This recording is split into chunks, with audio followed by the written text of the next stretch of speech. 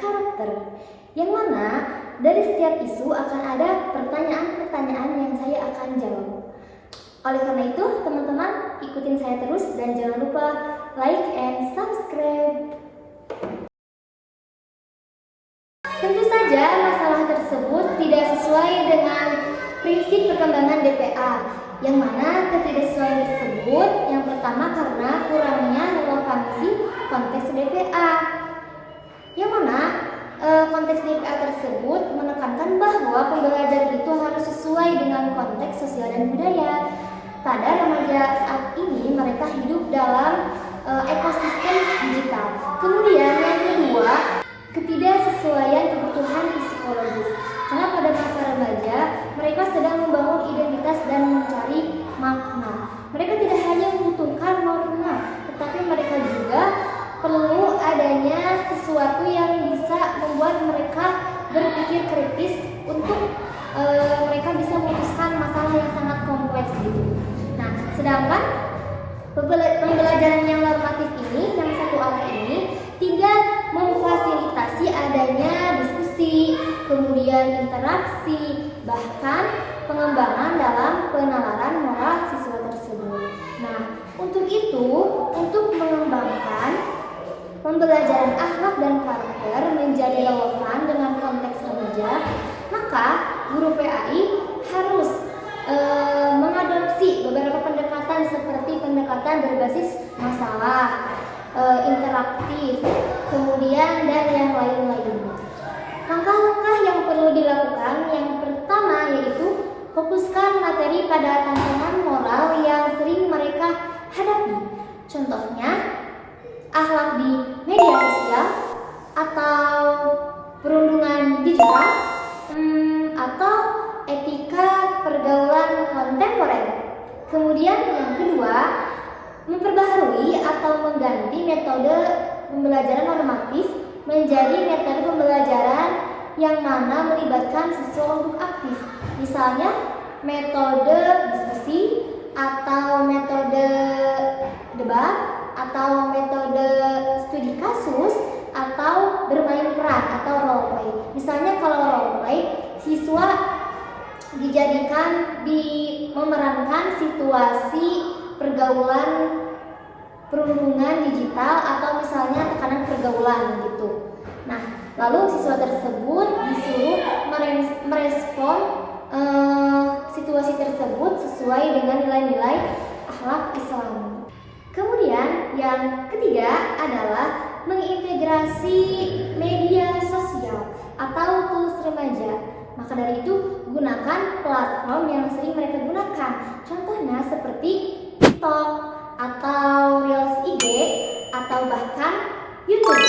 Nah, hal tersebut bisa menjadi wadah atau sarana sebagai sampaian pesan kepada mereka melalui media sosial atau sebagai wadah untuk mereka memicu mereka diskusi bersama gitu. Maka dari itu, ketika prinsip DPA ini sudah dikembangkan, sudah dilakukan, maka materi ajar akhlak tentang karakter ini tidak lagi menjadi pembelajaran yang kuno, tapi menjadi pembelajaran yang sangat menyenangkan dan bagi mereka itu menjadi hal yang baru. Dalam Islam, pendidikan karakter itu tanggung jawab bersama, termasuk tanggung jawab tiga pihak antara sekolah, keluarga, dan masyarakat. Apalagi mengenai karakter pentingnya adab dan ibadah dulu. Nah, untuk mengatasi masalah pendidikan karakter yang komponen ini perlu adanya dibangun kesinambungan program.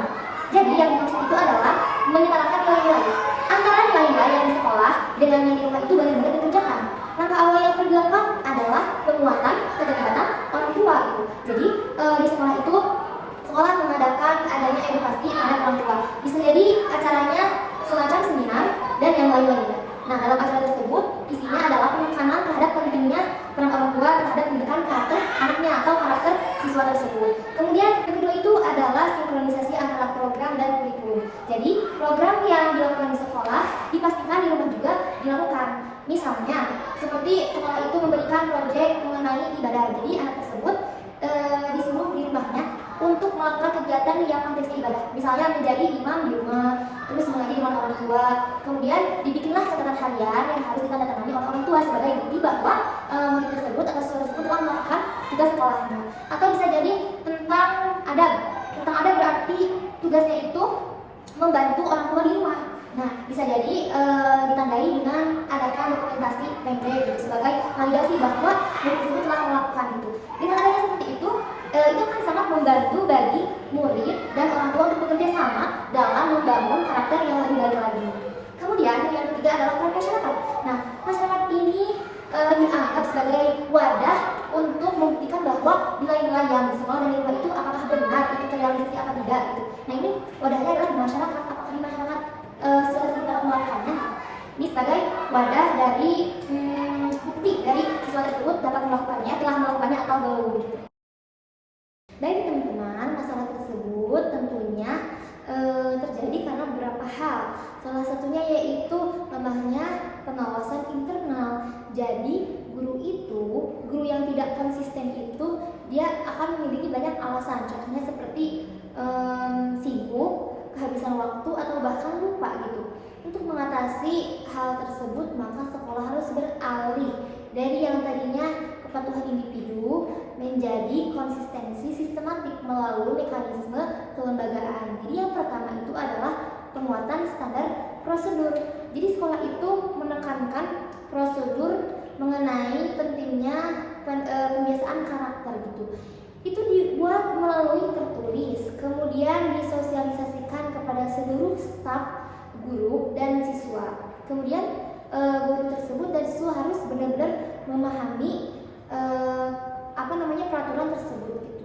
Selanjutnya juga sekolah harus melakukan mekanisme kontrol yang dimana kepala sekolah dan wakil bidang kesiswaan itu melakukan adanya pengecekan mendadak. Jadi untuk memastikan bahwa guru tersebut benar-benar melakukan peraturan tersebut, dari yang tadi pembiasaan karakter yang dimulai dari salam dan yang lain-lainnya. Nah, itu untuk menghindari dari inkonsistensi guru tersebut dan siswa tersebut gitu. Nah, dengan mengadopsi mekanisme kelembagaan ini dan dilakukannya pembiasaan ini, maka hal tersebut akan menjadi budaya di sekolah. Baik, untuk soal selanjutnya yaitu mengenai pola pikir orang tua. Nah, pola pikir orang tua mengenai yang terlalu menekankan terhadap nilai ujian atau terhadap ranking yang tidak mempedulikan bagaimana nilai karakter seorang anak tersebut, maka hal tersebut akan berpengaruh dan sangat berdampak negatif terhadap pola pikir anak itu sendiri. Karena anak itu sendiri akan berpikiran bahwa kecerdasan intelektual, kecerdasan kognitif itu lebih utama, lebih penting daripada kecerdasan moral gitu. Jadi itu sangat berbahaya terhadap pemikiran anak tersebut, karena karakter itu dianggap tidak penting. Atau bahkan seperti kesopanan itu dianggap oleh anak tersebut sebagai cara dia menghindari hukuman dari gurunya gitu. Atau misalnya dia melakukan kesopanan untuk menyenangkan hati gurunya, tidak benar-benar ada pada dirinya sendiri gitu. Itu kan sangat berbahaya. Nah, untuk mendorong mengubah perilaku orang tua tersebut, kita sebagai guru bisa melakukan pendekatan persuasif.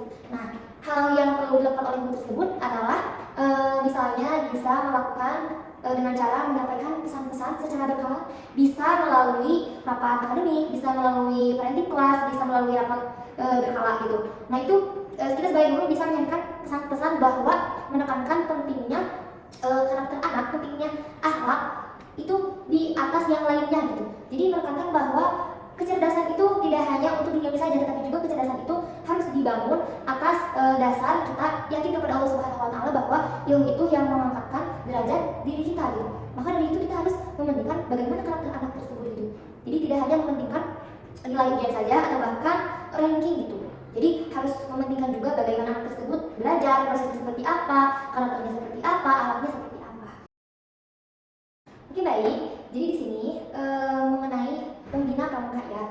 Nah, pembina pramuka ini selain dirinya menjadi pembina, dia juga harus memposisikan dirinya tersebut menjadi pendidik spiritual gitu. Yaitu yang pertama, merefleksikan akhlak. Jadi dari kegiatan-kegiatan yang telah dilakukan, sisipkan nilai-nilai akhlaknya dengan cara adakan refleksi sebentar saja untuk mengingatkan adanya nilai-nilai akhlak di situ. Misalnya tentang adab, pembina tersebut mengadakan refleksi kemudian diawali dengan adanya pertanyaan. Contohnya seperti nilai adab apa yang kalian dapat dari kerja kelompok tadi misalnya. Kemudian selain tentang akhlak, ada juga kita bisa jadi dengan mengintegrasikan nilai ibadah. Jadi dalam pembinaan tersebut, dalam kegiatan pramuka tersebut ada sholat berjamaah dan juga adanya jadwal giliran siapa yang jadi imam, siapa yang jadi adanya gitu. Jadi itu kan mengintegrasikan nilai akhlaknya, nilai ibadahnya juga. Oke, baik teman-teman, tadi saya sudah membahas beberapa isu-isu tentang yang bersangkutan dengan pendidikan karakter. Oke, maka dari itu saya pamit undur diri. Mohon maaf bila banyak kesalahan dan kekurangan.